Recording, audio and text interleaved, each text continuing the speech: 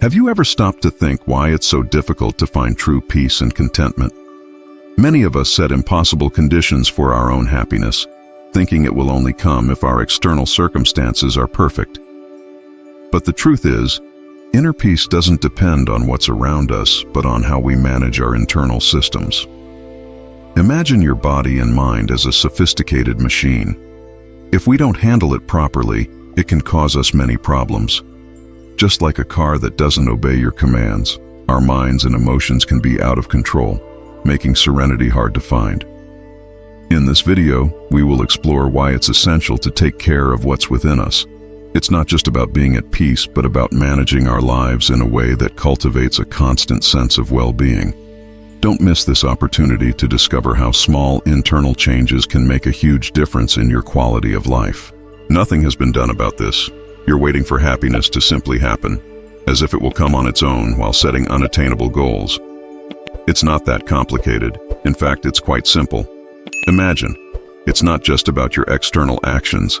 It's crucial to understand how your internal systems are operating.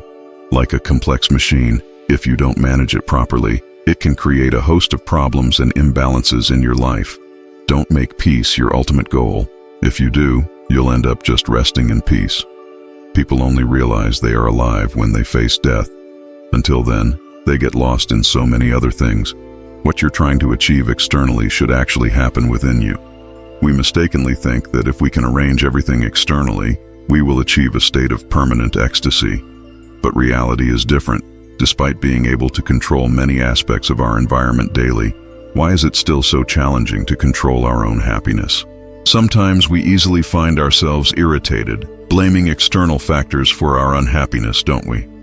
When will we finally take responsibility for our own well-being?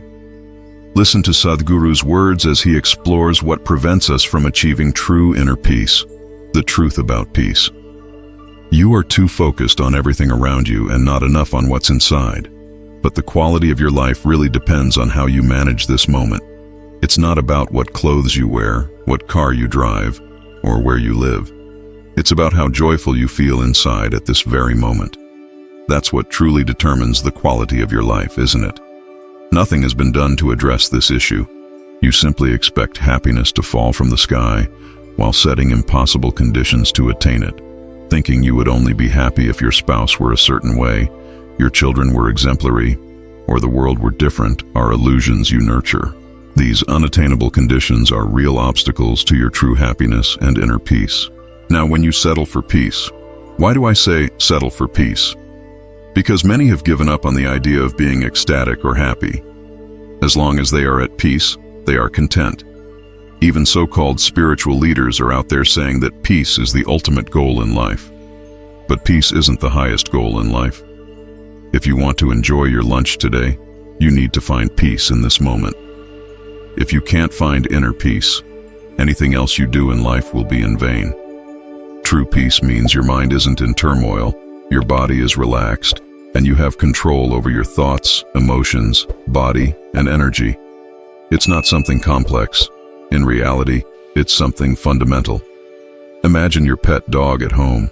You feed him, he sits calmly, maybe not in ecstasy, but peaceful, and sometimes even happy. He doesn't have to deal with the challenges of running a company. That's not the point for him. He simply lives his moment, each with their own experiences. See, it's not about what you're doing externally. It's about how your internal systems are functioning. Essentially, your body, mind, chemistry, emotions, and energy aren't following your commands. They're doing as they please. When your machine isn't under your control, it becomes impossible to be at peace. Let me illustrate this with an example. Imagine you get into your car and try to turn one way, but it insists on going the other. Could you drive calmly like that? Anxiety would be natural, wouldn't it? Your vehicle is clearly out of control. Now think of this car not just as a simple vehicle. It's like a supercomputer. Most people haven't even found the keyboard to operate it. They think that by doing this or that, things will magically sort themselves out. When you have such a sophisticated machine, if you don't handle it properly, it will cause you all sorts of problems. By chance, it's functioning. That's how it was designed. If you hold your hands like this, your breathing changes. Turn them, and it changes again. try it when you have a moment. Every little thing you do causes fundamental changes in this machine because it's so advanced. It's more than simply touching a touchscreen and seeing things happen. Imagine having such a sensitive and sophisticated machine, but operating it like a blacksmith operates a forge. Finding peace in this context can seem like a daunting task. Peace isn't just a lofty goal in life, it's a fundamental need. We shouldn't make peace our ultimate goal. If we do, we'll just end up resting in peace. You need to understand, having peace should come first in your life. If you want to handle any situation sensibly, having peace and being happy is essential. This fundamental need is often overlooked these days. People think they'll find peace somewhere else, not here. Because you've never paid attention to this machine. You've never understood how a human being functions internally, what lies behind everything happening inside you. It just takes a little attention. That's why our main program is called Inner Engineering. We've designed the entire world for comfort and convenience, but well-being hasn't necessarily followed, has it? Because true well-being won't come until you engineer this internal machine the way you want it. Only then can you truly experience what it means to be in complete well-being. To maintain tranquility, even in disturbing moments, you'll notice the difference. After experiencing well-being, what will be the next question? How can you reach the peak of your abilities? In another conversation, Sadhguru answers a similar question about reaching your peak. To rise. This means you want to achieve something others can't, right? But the peak isn't simply in what you achieve externally, it lies in how you experience it. Agree?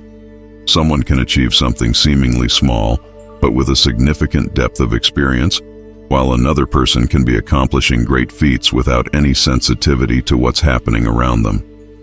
So essentially, what you're seeking is just yourself as life in this moment. You become so many social entities, you can get lost in that, but in truth, you're alive. Most people realize they're alive only when faced with death.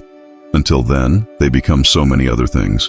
No matter what job you're doing here, you're just a small fragment of the vast tapestry of life, aren't you? It's a gift that certain things flow through us and have the power to impact countless other lives. It's wonderful. Yet, it all boils down to this singular life. It's only when this life functions in the fullest way possible that everything else can unfold as it should. The best possible way means what? Your own accommodations. You can't carry, you know that. So obviously, the only thing left here is the depth of your experience, isn't it? How deep is your experience to make our life deep? Someone says if you have an education, you can do this. Well, everyone went to university. I didn't go. Someone proclaimed if you have money, you can achieve this, and everyone chased after that goal. Another said the secret lies in marriage, so everyone rushed to the altar. And there were even those who asserted, no, true power lies in the external world, and people eagerly pursued that too. At the core, what should happen within you is being sought from outside. What should truly blossom from within you, you're trying to provoke externally. Yes, sometimes it can be stimulated from outside, but true flourishing must begin within you. All human experience comes from within you. Is that so? Your joy and misery, pain and pleasure, anything and everything, agony and ecstasy can only happen from within you. The question is your joy, your peace, your love, your ecstasy just in the starting mode or in the self-start mode? I'm talking about upgrade technologies. There was a time in the 1950s or early 1960s, if you bought a car, you needed two people to help in the morning because it was a starting mode. If you got one in the early 1960s, it was a crank mode. You needed one person to help. Today, all our cars are self-starting, technological upgrade.